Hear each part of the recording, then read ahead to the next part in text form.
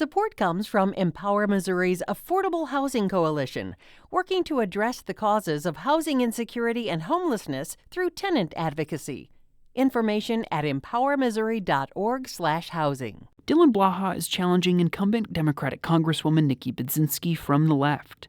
The Illinois National Guard member from Urbana will have an uphill battle to unseat the second-term U.S. representative. But on this episode of Politically Speaking, we chat with Blaha about how he'd govern differently and what it will take to win the primary in a district that represents much of the Metro East. Let's hit the music.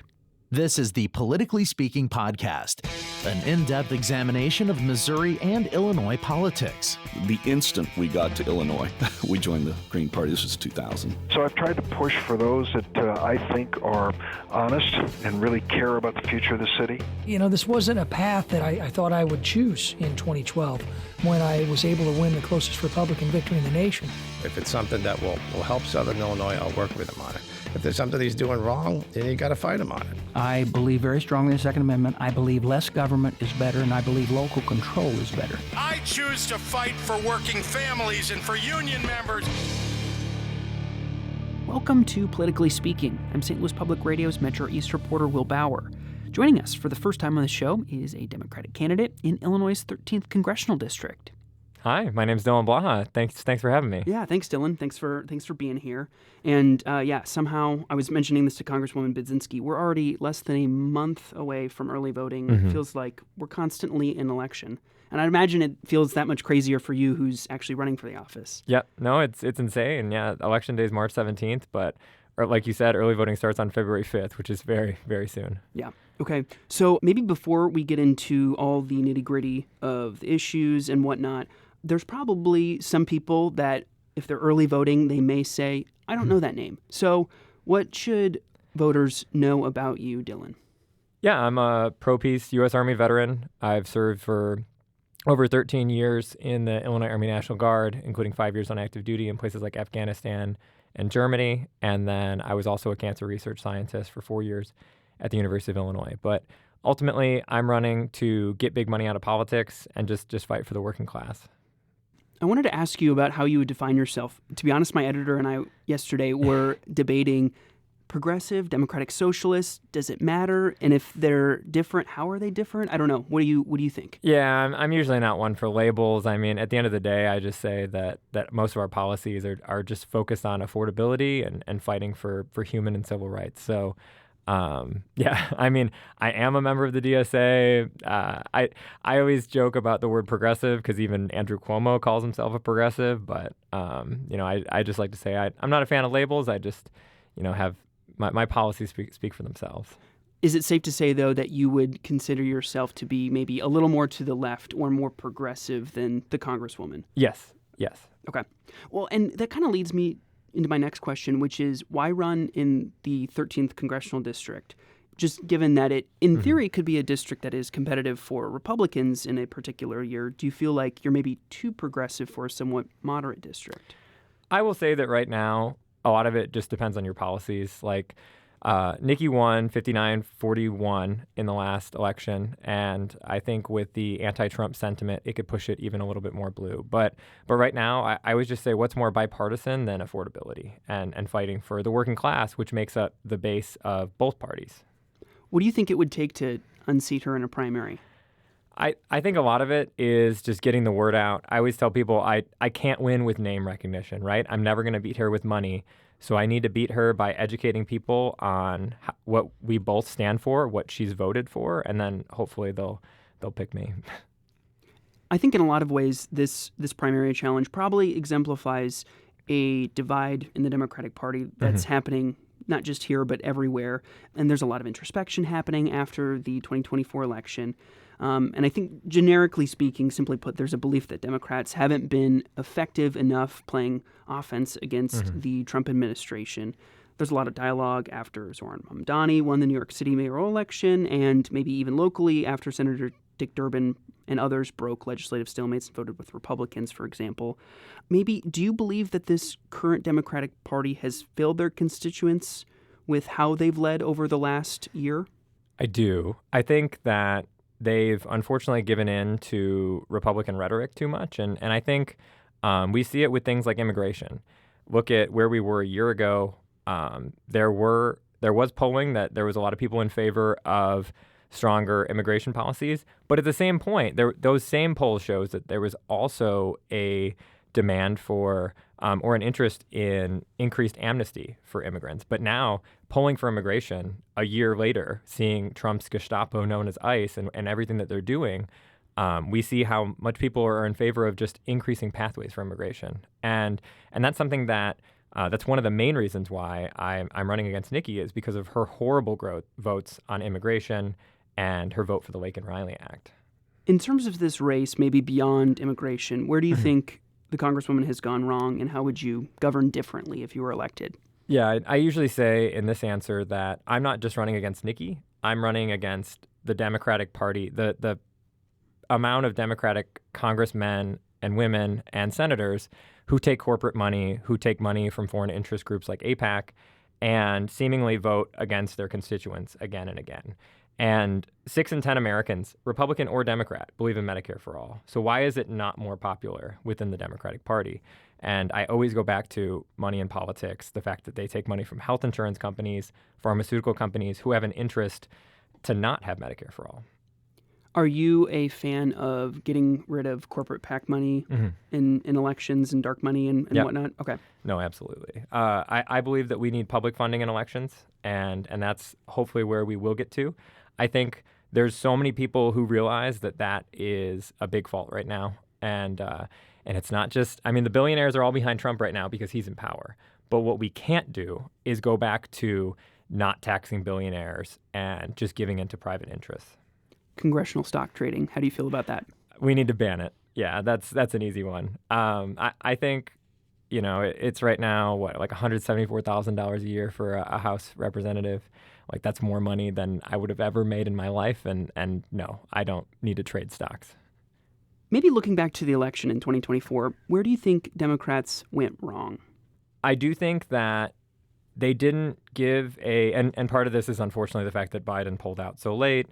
Harris only had 107 days until the election. But ultimately, I think it was that they didn't separate themselves from Biden. And a lot of people didn't feel like America was affordable anymore. And so when you say, oh, the GDP is actually up, America's economy is doing great, that doesn't ring true when our pockets get lighter and lighter every day.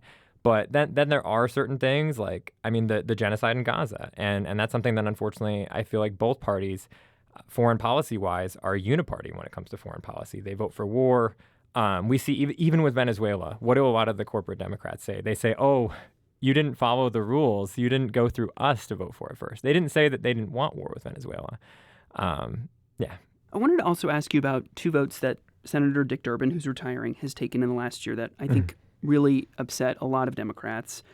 The first one was to pass a spending bill in March to fund the government, and the second one was to vote with Republicans along 7 others in the Democratic caucus to end the government shutdown. That was this fall. Do you think he was wrong in those 2 votes?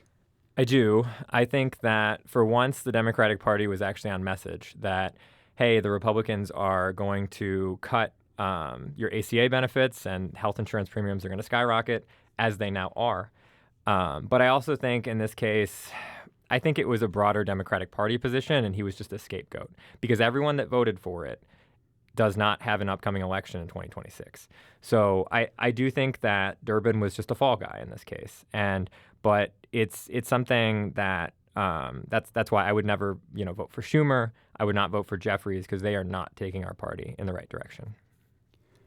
There was also a lot of dialogue in this country after Zoran Mamdani won the mayoral election, and I think there's a lot of questions about what does that say, if anything, about the broader trends of Democratic politics. What do you make of his win? I think it's a great step, but unfortunately, as Zoran says, it's all about how he delivers. And so these next couple of years are crucial. He is already moving very quickly, and I always say we need to move quickly, as quick as Donald Trump's regime is moving, but in the way of good.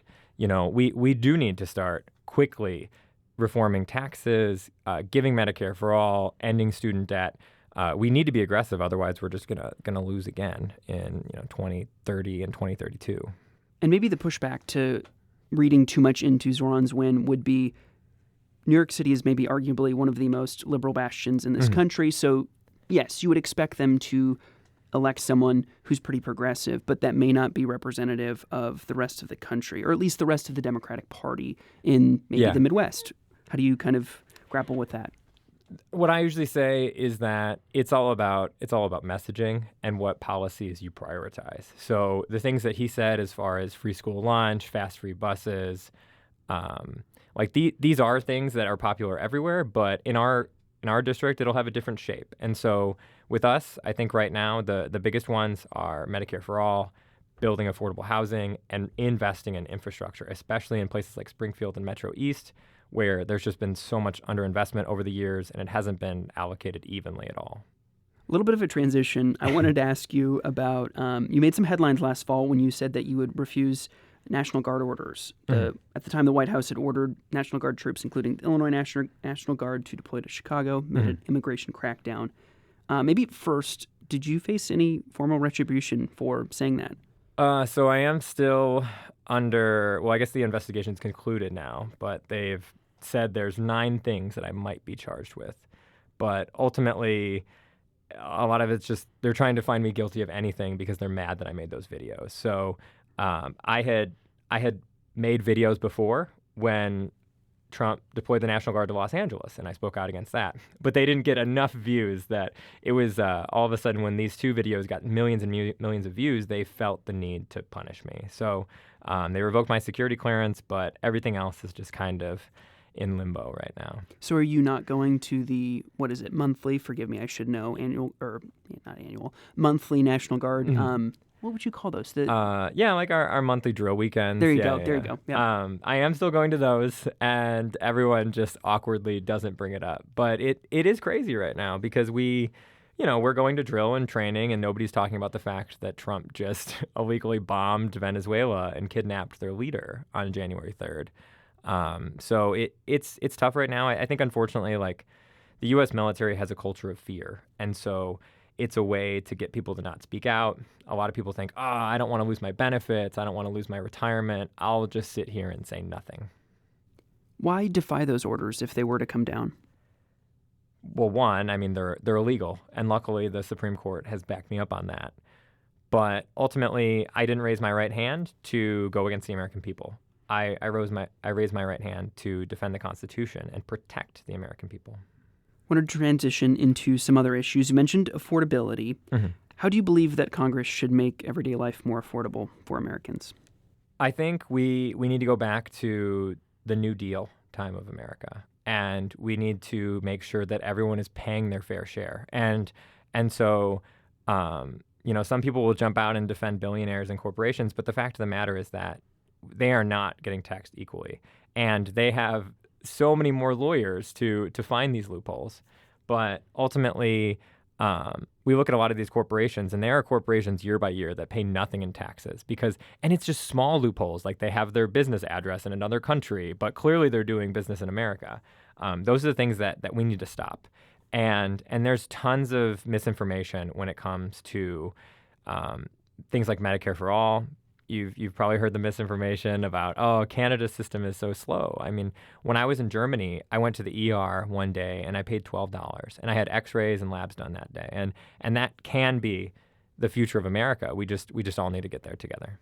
And the challenge will be finding a way to pay for it. And income tax, it sounds like, for wealthier Americans would be an avenue, and also closing the loopholes for corporations and corporate tax. Yeah, that, and I am also a fan of cutting the defense budget by at least $100 billion. That was with the current budget. Obviously, Trump wants to make it $1.5 trillion.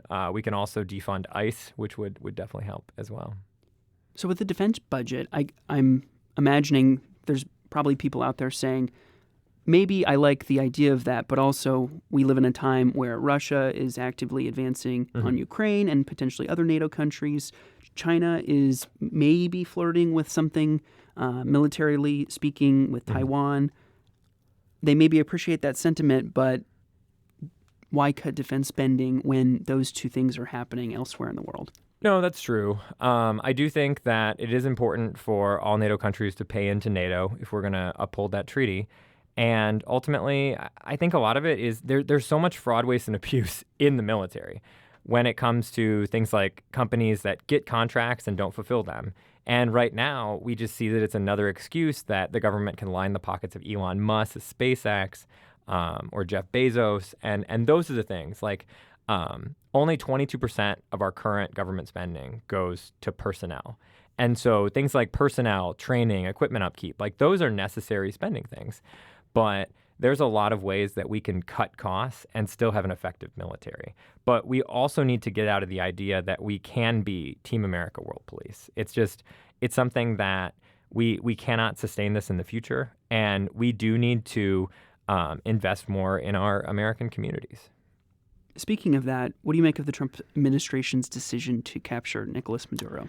Yeah, I mean, I think it's horrible. And while it is unfortunate that a lot of other countries around the world live in authoritarian regimes, and it is something that it's difficult to see it. It's difficult to see it on the news. We see the protests in Iran, and there were people that were celebrating in the streets of Venezuela. However, it was not with good intentions. The U.S. is not about spreading democracy around the world. It's about their own self-interest. And unfortunately, we saw that with Iraq in 2003. We've seen everything that we did in Afghanistan. I mean, I was there from 19 to 20, and I was really wondering why we were there in the first place, because it felt like things had really fallen for a long time, and we knew that the second we left, the Taliban would take over. But yeah, with Venezuela, it is unfortunately all about oil. And, I know a lot of people have gone on and said, oh, Maduro's a dictator, but that does just play into the right-wing framing that this was okay. And, yeah, he wasn't great, but it's important to recognize that regardless of how Maduro was, it is illegal for the U.S. to do that. If you're elected to Congress, how should Congress enforce checks and balances on President Trump's actions, whether it's Venezuela, maybe something possibly with Greenland, or the one that he's reportedly considering is striking Iran after the violent crackdown on protesters? Yeah, I mean, there's obviously trying to cut funding. I really just think we should go right to impeachment. Unfortunately, right now, he has taken away Congress's power of the purse. And so we've even seen money that's been allocated has then been canceled later. And it's crippling. I mean, I appreciate that everything that you guys do here. And I mean, public funding for broadcasting is something that is vital to our society. I always say journalism and education are the bedrocks of America. And if we take those away, we will just continue spiraling further into authoritarianism. You mentioned immigration earlier. Data does show that border crossings have dropped quite dramatically since President Trump took office. Do you think that Democrats made a mistake in their efforts around the U.S.-Mexico border during the Biden administration? I think, unfortunately, I mean, we've seen it with Barack Obama, with Joe Biden. Like, we have been pretty uniparty on immigration for a long time. And what we haven't seen, though, is ways to improve the current system. So I believe that that's ultimately what we need. We need to increase pathways to citizenship. I mean, undocumented immigrants already pay taxes. Now we need to make sure that they're set up for success. And so ultimately, I believe the only way forward is a system where they self-report. We can help set them up with work. They start paying taxes, and they get on a path, whether that's maybe 10 years, 7 years, 5 years, whatever, path to citizenship. Do you think, though, there's been too many illegal crossings at the southern border? Ultimately, I don't know. I mean, as far as I really don't like to play into right-wing framing and all that. I think ultimately part of the reason why it's so hard to immigrate legally in this country is because it's easier for billionaires and corporations to exploit cheap labor. And so if we create more pathways to citizenship, then we have to pay them all a living wage. And not that we pay that to Americans right now anyway. But no, I mean, I think it's something that we haven't handled well for a long time. And we do need to handle it better. And so I always do say, hey, there is a problem with immigration in America. But the problem is the policy, the way that there's no good way to immigrate right now. And you've mentioned ICE deployments and crackdowns and whatnot. I believe you used the term Gestapo to describe them. What do you make of, just generally speaking, how this administration has used immigration and customs enforcement? Yeah, I mean, unfortunately, ICE has been around for, 22 years, and it was an outgrowth of the war on terror. And unfortunately, they've really weaponized ICE not only to just go after Black and brown communities, but really just to go after dissenters in general. I mean, we see what happened to Renee Nicole Good and all the other people that have either died in ICE custody or been abused by them in some way. And ultimately, it can't go on this way. But also, it is important to note that, ICE has been doing this to a smaller degree for a very long time. And now it's just, a lot of things that Trump's doing didn't just start in his current administration. They've been going on for a long time. He's just way more explicit about it. And I think that's finally opening America's eyes to what's really going on. Congresswoman Robin Kelly, who's running for the now soon-to-be vacant Senate seat to replace Senator Durbin, has announced that she has plans to impeach Kristi Noem, the Secretary for Homeland Security. If you were in Congress right now, would you support that effort? Definitely. Yeah, I think, I'm in the abolish ICE, investigate ICE, and prosecute ICE train. I think right now, as DHS has said that their agents operate with full immunity, and that is completely not true. And we need to hold them accountable for the rule of law and make sure that they are following the right laws. I did want to also ask you about some local issues that, if elected, you'd likely be tracking in this area. So the first is the steel mill in Granite City, Granite City Works. Their parent company recently announced that they would restart one of the two blast furnaces at some point this spring. It was seen by the steelworkers as a short-term win and an opportunity to prove themselves under the new Japanese leadership. How would your office advocate for the steel mill in Granite City? Yeah, I mean, it's one of those things that we've seen throughout the district that we need better jobs with better wages in this community. And so I think that's a great way to start. But we do need long-term solutions, right? And so one thing that we've kind of seen, Nikki is a big proponent for the AI data center that they've proposed near Springfield. And a lot of the unions are as well, because it'll create decent jobs for a short amount of time. But that is, it just shows the glaring need for better jobs, because so many businesses have moved out of this district. But I believe that we cannot create jobs at the cost of our environment, of our education, and so ultimately, that's why I've been very anti-AI in its current form, because people are losing jobs. It's destroying the environment, and we don't have any checks and balances, any regulations on it. So no, ultimately, I think the steel mill and fighting for them will be important, but so will just getting more jobs into the district. I'm also a proponent of the PRO Act in order to enable everyone in America to unionize, and I'm in favor of overturning the Taft-Hartley Act to really increase union collective bargaining rights throughout the country. The other local issue I wanted to ask you about is Cahokia Heights. This is a part of the Metro East that's seen loads of flooding and sewer problems for a long, long time. There's been some progress in the last 5 years or so, but it's been slow, and residents there are always saying we need them to happen faster. Do you think there's anything that should be done differently to speed up those massive infrastructure projects? Yeah, I've been aware of the Cahokia Heights situation for a couple months, and it is something that, we need special attention. I think part of it is just making sure that, even if it's me or members of our team, that we attend local meetings more and see how we can remove some of those roadblocks. Because, it's not fair to citizens that this keeps happening. And, it's an item that I definitely want to pay special attention to and make sure that it gets done. And there's honestly infrastructure funding, like I brought up before, is a huge problem in the district. We even see in Springfield, there's historically a lot of segregation in Springfield. And those are things, too, that I really want to make sure that we invest in all parts of the community. And if that means pressuring local leaders, then so be it.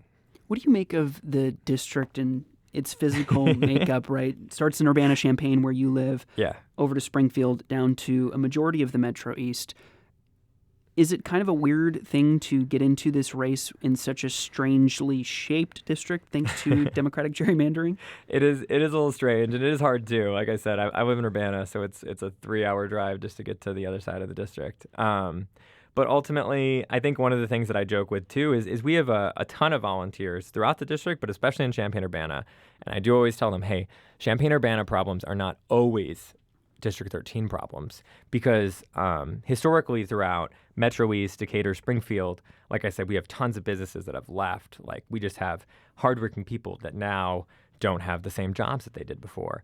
But at the same point, like, Champaign-Urbana is very progressive. They also have a lot of issues with their unions have lost collective bargaining power over the years. And so I think that is kind of the trend that unites us is, hey, like, we're beautiful Central Illinois, and we really just need to fight for workers. Closing message, what should voters out there know about you, or maybe better yet, why should they pick you over Congresswoman Budzinski? A couple months ago, somebody asked me, well, why are you running for Congress? And I immediately said, well, I just want to help people. And so I just want people to know that I am not doing this for myself or personal gain. I just want to help people. And that's why I've worked in healthcare. I was a combat medic and medical planner in the military. I actually got into med school at one point, and I decided not to go. But I've always wanted to help people. And so that's really just the main thing is moving forward. I want you to know that I will always fight for you. That's why I'm a grassroots candidate. That's why I don't take money from corporations or foreign interest groups. I want to fight for the people. And so I'm just happy to do it. And thank you, everyone, for listening today. If you want to check out more, you can visit my website at dylanforillinois.com. I'm also on Instagram at Dylan Blaha for Congress. But thank you very much. Yeah, no, thank you for coming in, Dylan, and for making the 3-hour drive over here. No, I'm happy to be here. Thanks for having me.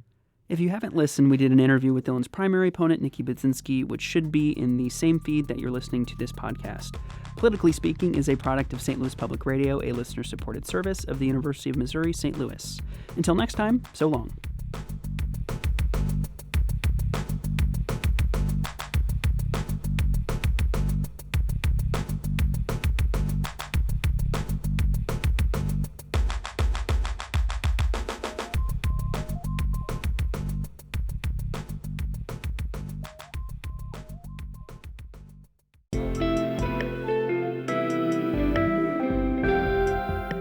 The Gateway brings you the day's news each weekday from around the St. Louis region and the state capitals in Jefferson City. Our schools are accredited. We don't need this bill. And Springfield. How many more years must pass before lawmakers see time is of the essence? I'm Abby Larico. Join me each weekday for The Gateway on the STLPR app or wherever you get podcasts.